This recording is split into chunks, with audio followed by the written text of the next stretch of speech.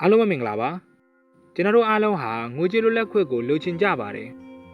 ဒါပေမဲ့ပတ်စံစုဖို့ဆိုတာတကယ်တမ်းကျတော့ခက်ခဲတတ်ပါတယ်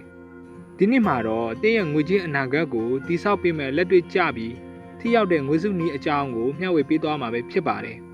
ဒီနည်းလမ်းတွေဟာရိုးရှင်းပြီးတော့ဘယ်သူမှမဆိုလိုက်နာနိုင်ပါတယ်ဟုတ်ကဲ့ဗီဒီယိုလေးမစခင်မှာကျွန်တော်တို့ရဲ့ YouTube Channel လေးကို Like and Subscribe လေးလုပ်သွားပေးဖို့တောင်းဆိုပါတယ်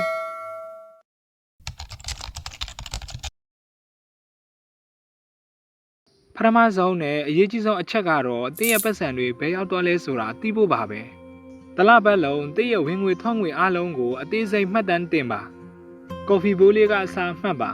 ဖုန်းထဲကစည်ရင် app ဒါမှမဟုတ်စာအုပ်နဲ့မှတ်ထားလို့ရပါတယ်တင်းရဲ့သုံးစွဲမှုပုံစံကိုသိသွားပြီးဆိုရင်တော့ budget တစ်ခုကိုစဆွဲပါ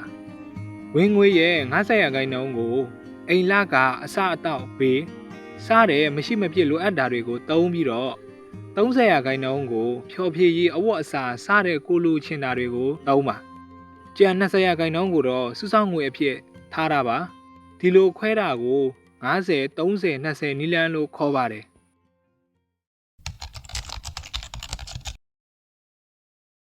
ငွေစုဖို့အကောင်းဆုံးနီးလန်းကတော့ကိုပြန်ပေးဆက်ရမယ်အကျွေးလို့သဘောထားပြီးတော့ဝင်ငွေရတာနဲ့ချက်ချင်းစုလိုက်တာပါပဲတင်းလန်းစာသို့မဟုတ်ဝင်ငွေဝင်လာတာနဲ့ဘဏ်အကောင့်နှစ်ခုကိုတတ်မှတ်ထားပြီးစုမဲ့ပမာဏကိုအလိုအလျောက်လွှဲပြောင်းတဲ့စနစ်ကိုအသုံးပြုပါဘဏ်အကောင့်နှစ်ခုဖွင့်တယ်ဆိုတာကသုံးဖို့နဲ့စုဖို့အတွက်ဆိုပြီးတော့နှစ်မျိုးပြောတာပါငွေစုဆောင်မဲ့အကောင့်တွေကိုငွေကိုမလိုအပ်ပဲထုတ်သုံးဖို့ခက်ခဲအောင်ဖျောက်ထားပါဒါမှသာကိုယ့်ရဲ့ငွေစုရည်မှန်းချက်ကိုမပြတ်ပဲဆက်သွားနိုင်မှာပါ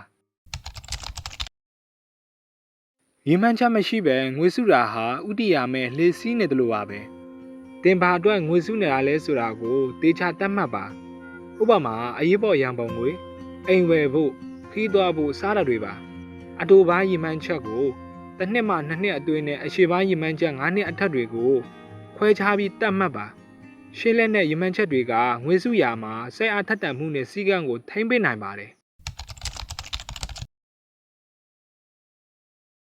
ငွေစုနည်းဆိုတာဝင်ငွေတိုးတက်ဖို့ထက်မလိုအပ်တဲ့အသုံးစရိတ်တွေကိုရှော့ချဖို့ကပို့ပြီးတော့မြန်ဆန်ထိရောက်ပါတယ် Netflix စားတဲ့လက်စင်ကြီးပေးသွင်းရတဲ့ဝန်ဆောင်မှုတွေကိုပြန်စစ်ပါမသုံးဖြစ်ရင်တော့ဖြုတ်ပစ်ပါအပြင်စာစားတာတွေကိုရှော့ချပြီးတော့အိမ်မှာချက်ပြောက်စားတောက်တာဟာတိတိတတ်တာငွေစုနိုင်မဲ့နီးလန်းပါပစ္စည်းတစ်ခုခုကိုမဝယ်ခင်တကယ်ပဲလိုအပ်ရလားလို့ကိုမေးပါခန်းစားချက်အရဝယ်ယူခြင်းတွေကိုရှောင်ပါ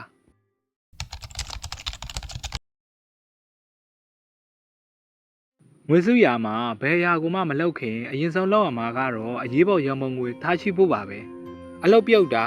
ရုတ်တရက်ကြက်မရည်ပြဿနာဒါမှမဟုတ်ကားပြတ်တာမျိုးတွေကြုံလာရင်အကျွေးမတင်ပဲဖြေရှင်းနိုင်ဖို့ပါပထမဆုံးအနေနဲ့ကြက်9တိန်ဒါမှမဟုတ်10တဲ့အမြန်ဆုံးစုပါပြီးရင်နောက်ဆုံးဘန်းနိုင်အနေနဲ့6လ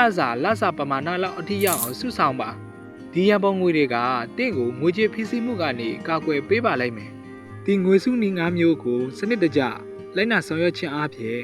တင်းရဲ့ငွေကြေးအနာဂတ်ဟာပိုပြီးလုံခြုံလာပါလိမ့်မယ်ခမရတို့ရောဒီနီလန်း9မျိုးတွေကဘယ်နီလန်းကိုအရင်ဆုံးစတဲ့အသုံးပြုဖို့ဆုံးဖြတ်ထားပါတယ်လေကျွန်တော်ကတော့ဒီငွေစုနည်း9မျိုးတဲ့အတစ်မျိုးကိုအသုံးပြုပြီးတော့ငွေစုနေတာပါခမရတို့ရောဒီနီလန်း9မျိုးတွေကဘယ်နီလန်းကိုအရင်ဆုံးစတဲ့အသုံးပြုဖို့ဆုံးဖြတ်ထားပါတယ်လေကွန်မန့်မှာဝင်ရောက်ရေးသွားလို့ရပါတယ်ဒီနေ့ဗီဒီယိုကိုဒီလောက်နဲ့ပဲအဆုံးသတ်လိုက်ပါတယ်ဗီဒီယိုကိုအဆုံးထိကြည့်ရှုပေးတဲ့အတွက်အားလုံးကျေးဇူးတင်ပါတယ်